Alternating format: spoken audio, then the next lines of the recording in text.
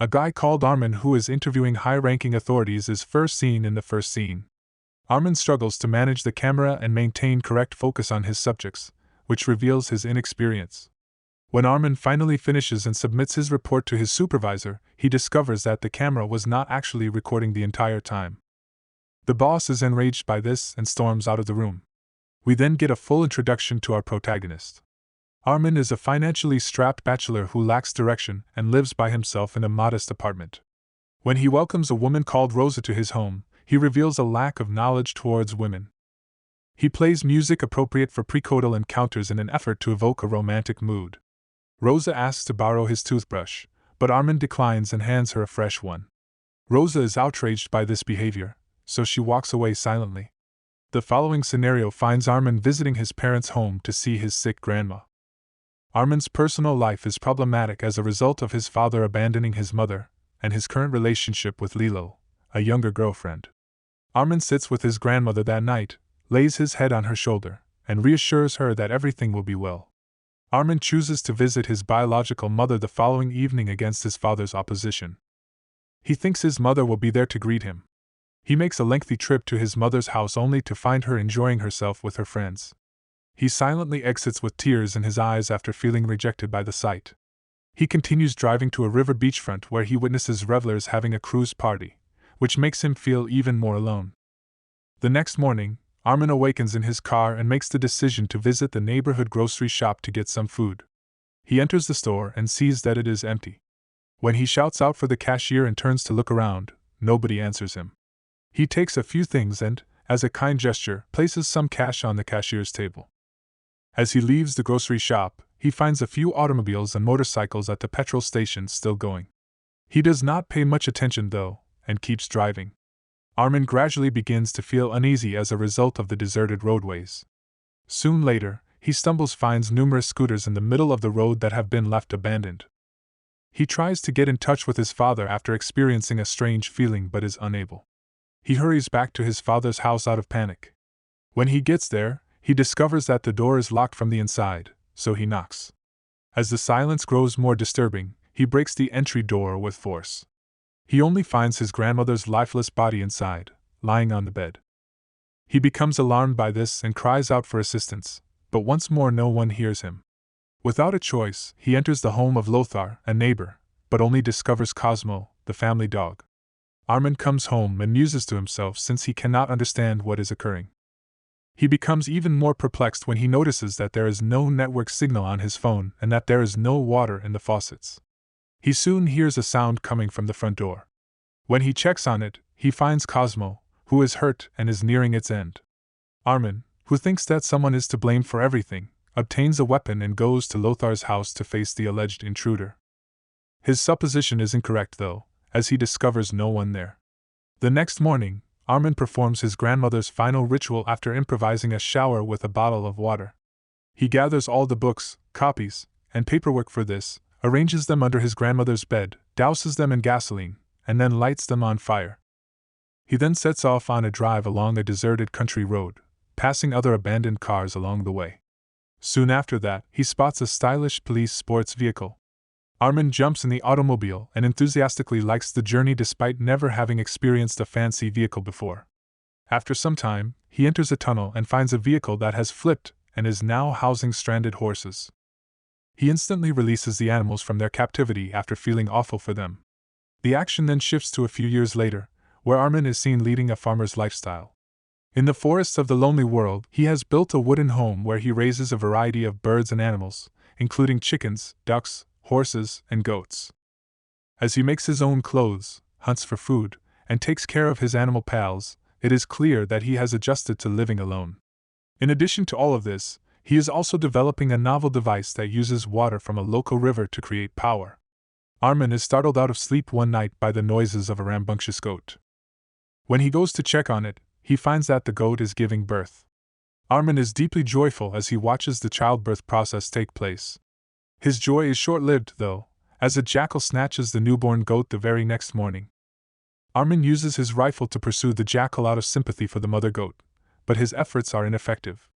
He returns disheartened with nothing in hand and spends some time sobbing with the mother goat.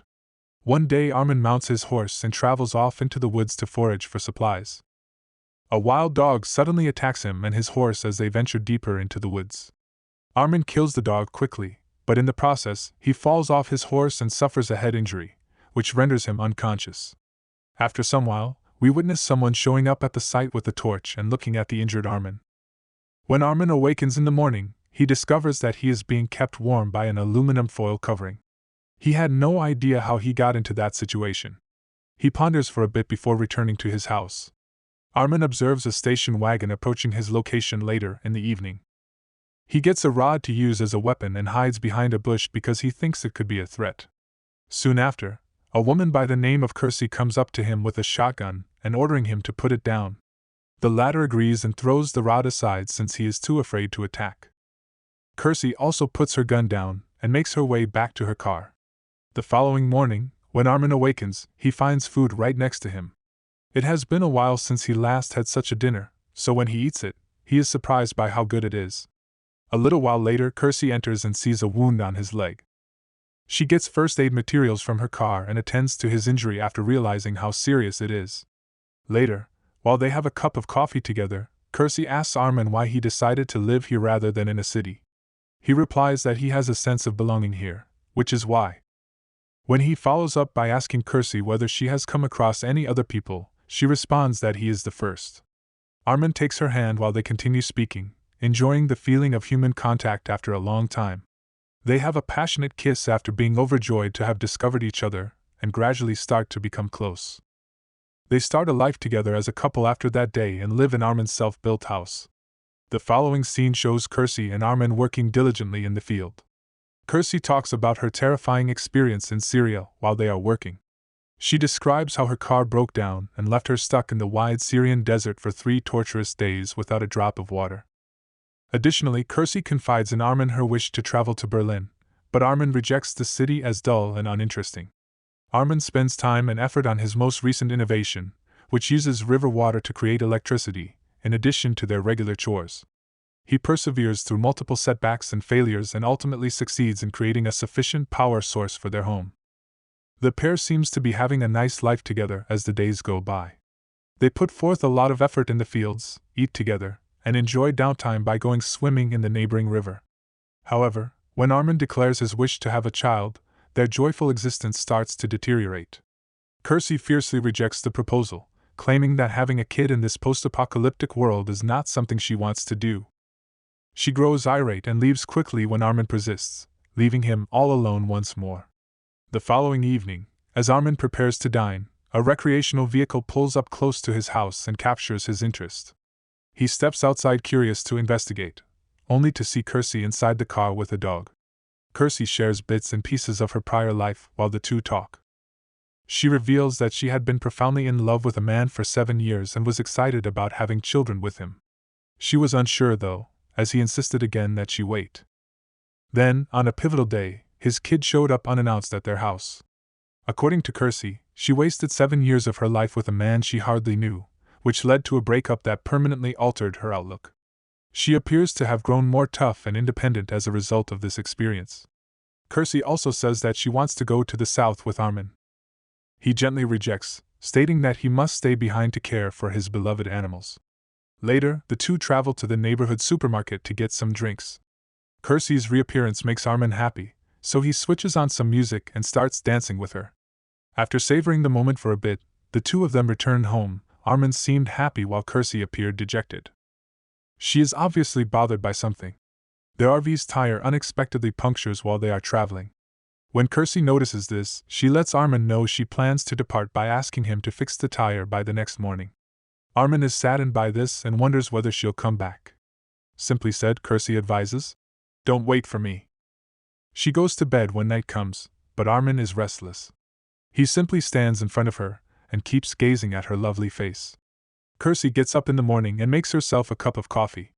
She finds Armin's recipe book at that same moment, which captures her interest. She flips through its pages and smiles as she sees a picture of Armin with his grandma. Armin returns her RV at the same time after successfully resolving the tire issue. He hands her the car keys and warns her not to go faster than 80 miles per hour since the tires could get unstable. A little while later, Kersey and Armin kiss one final time, and she thanks him for mending her tires and letting her go. Armin catches her as she is about to leave in her car. He decides on the spur of the moment to accompany her since he doesn't want to be alone again.